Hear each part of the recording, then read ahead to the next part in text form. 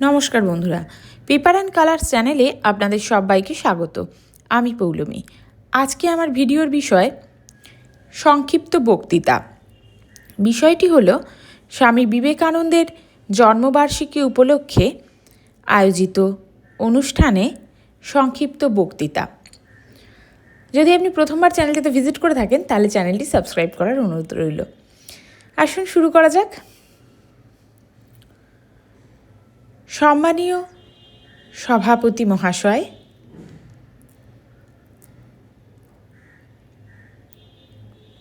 শ্রদ্ধেয় অতিথিবৃন্দ, প্রিয় শিক্ষক শিক্ষিকাবৃন্দ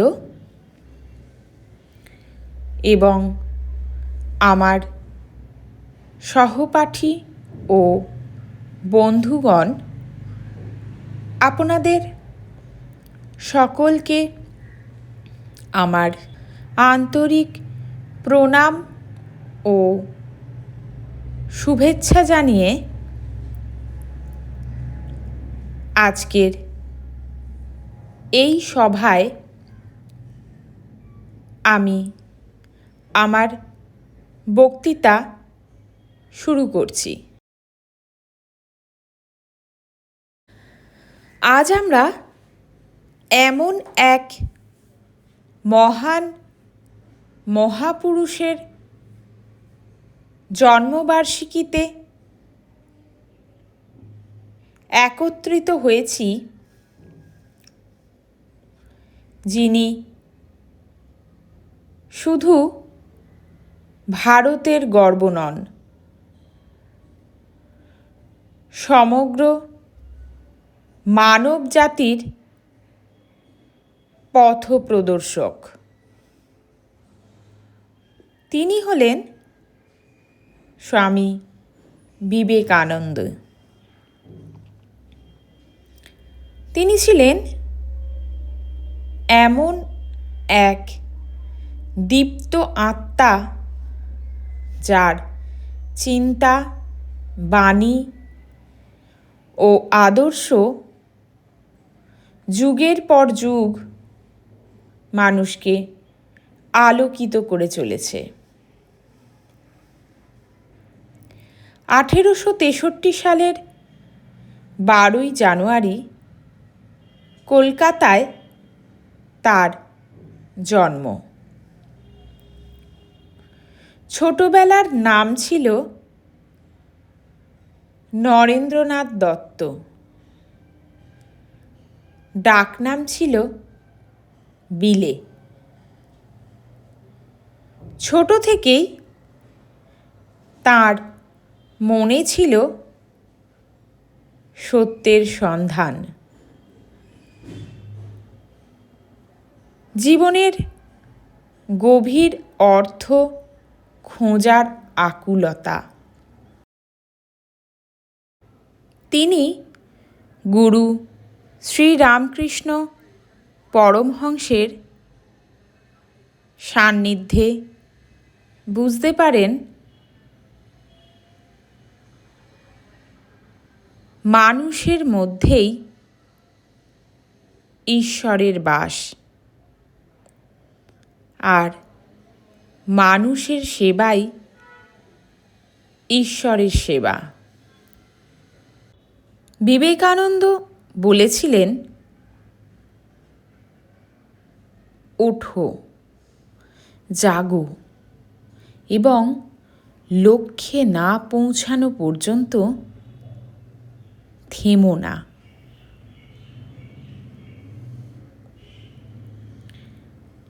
এই বাণী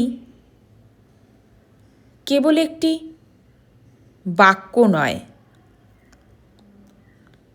এটি একটি জীবন দর্শন। তিনি যুব সমাজের পথপ্রদর্শক।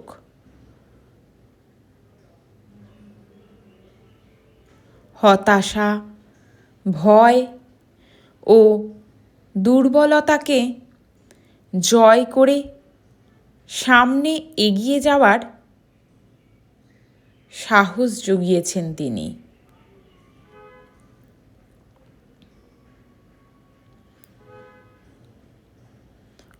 1893 সালে শিকাগোর ধর্ম মহাসভায় তিনি যখন বলেছিলেন,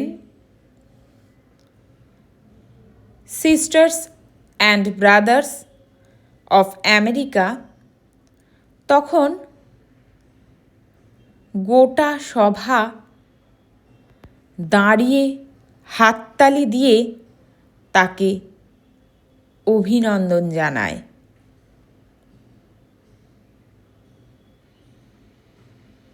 তিনি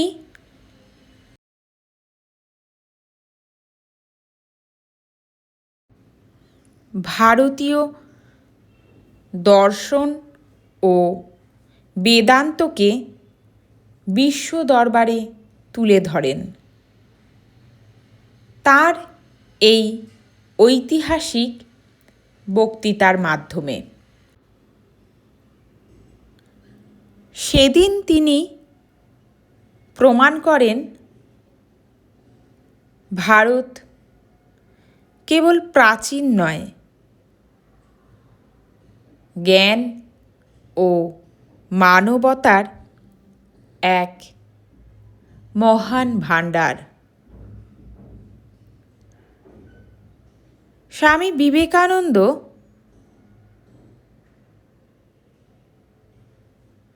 ধর্মকে কেবল মন্দির মসজিদে সীমাবদ্ধ রাখেনি,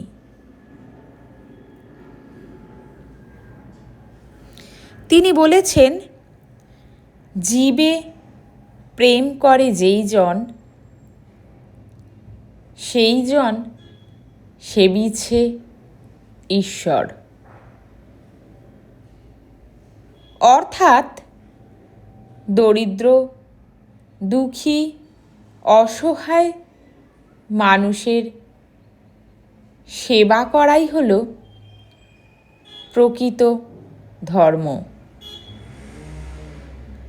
আজকে তার 163তম জন্মবার্ষিকীতে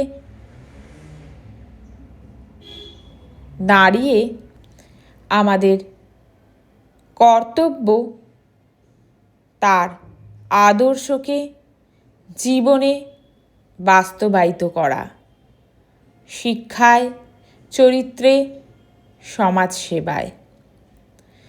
দেশকে উন্নতির পথে এগিয়ে নিয়ে যেতে হলে বিবেকানন্দের মতো দৃঢ়চিত্ত, সাহসী ও দেশপ্রেমিক হতে হবে। চলুন আজ আমরা সবাই শপথ নিই, আমরা আমাদের জীবনকে দেশ, সমাজ ও মানবতার কল্যাণে উৎসর্গ করব। স্বামীজির জীবন একটি জ্বলন্ত প্রদীপ, যা আজও আমাদের পথ দেখায়। এই মহান মনীষীর প্রতি আমার বিনম্র শ্রদ্ধা জানিয়ে আমি আমার বক্তব্য এখানেই শেষ করছি। ধন্যবাদ ভিডিওটি সম্পূর্ণ দেখার জন্য। এরকম আরও অন্য কোনো বিষয়ের উপর ভিডিও পেতে চাইলে অবশ্যই কমেন্ট করে জানাবেন। আর ভিডিওটি ভালো লেগে থাকলে লাইক, শেয়ার এবং সাবস্ক্রাইব করতে ভুলবেন না। ভালো থাকবেন, দেখা হবে পরবর্তী কোনো নতুন ভিডিও নিয়ে।